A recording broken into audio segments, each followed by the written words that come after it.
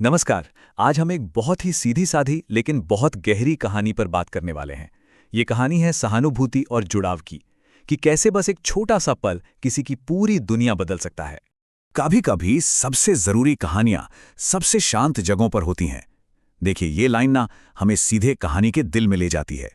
ये एक तरह से याद दिलाती है कि जिंदगी की भागदौड़ और शोर शराबे में हमें उन शांत कोनों पर भी नजर डालनी चाहिए, क्योंकि सच्ची कहानियां अक्सर वही छिपी होती हैं।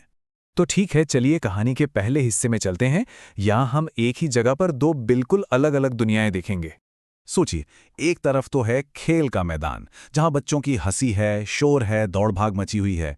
मतलब एक ऐसी दुनिया जो पूरी तरह एनर्जी और जिंदगी से भरपूर है।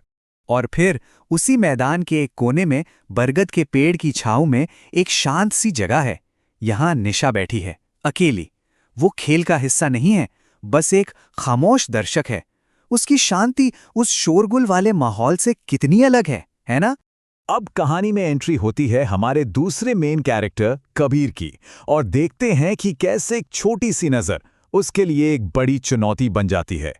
कबीर अपने दोस्तों के साथ खेलने में मगन है पूरी तरह से, लेकिन तभी कुछ होता है। वो अचानक धीमा हो जाता है।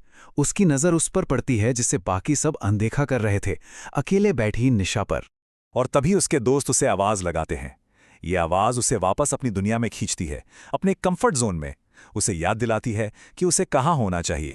और बस इसी पल में कहानी का सबसे बड़ा सवाल खड़ा हो जाता है। उसे क्या करना चाहिए? क्या अपने दोस्तों के पास वापस चले जाना चाहिए, या फिर उस खामोशी की तरफ एक कदम बढ़ाना चाहिए? पल भले ही छोटा हो, पर फैसला बहुत बड़ा है। चलिए अब देखते हैं कि कबीर का ये फैसला कहानी में कैसे एक टर्निंग पॉइंट लेकर आता है, एक ऐसा मोड़ जो सब कुछ बदलने वाला है। कबीर निशा के पास पहुंचता है और एक बहुत सीधा सवाल पूछता है, और निशा का जवाब भी उतना ही सरल और ईमानदार है।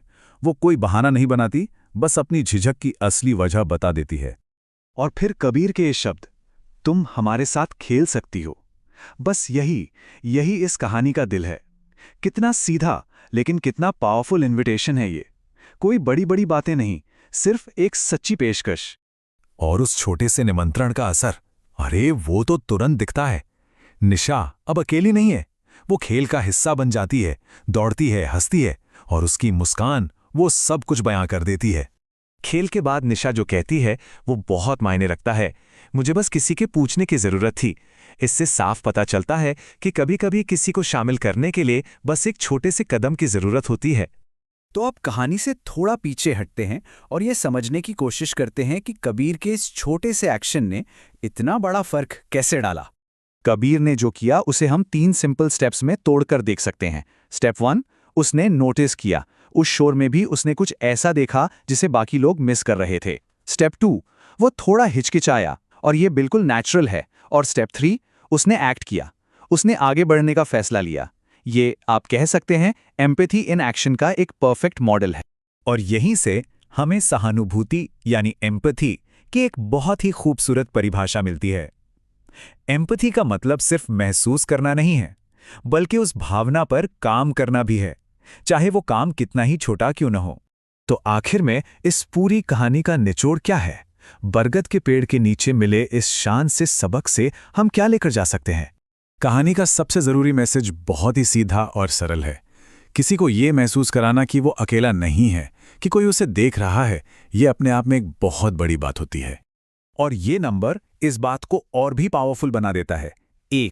सिर्फ एक इंसान का एक छोटा सा कदम किसी के अकेलेपन को अपनेपन में बदल सकता है। ये दिखाता है कि हम सब में बदलाव लाने की कितनी ताकत है। और आखिर में ये सवाल हमारे लिए है कि हमारे आसपास कौन है जो एक इनविटेशन का इंतजार कर रहा है?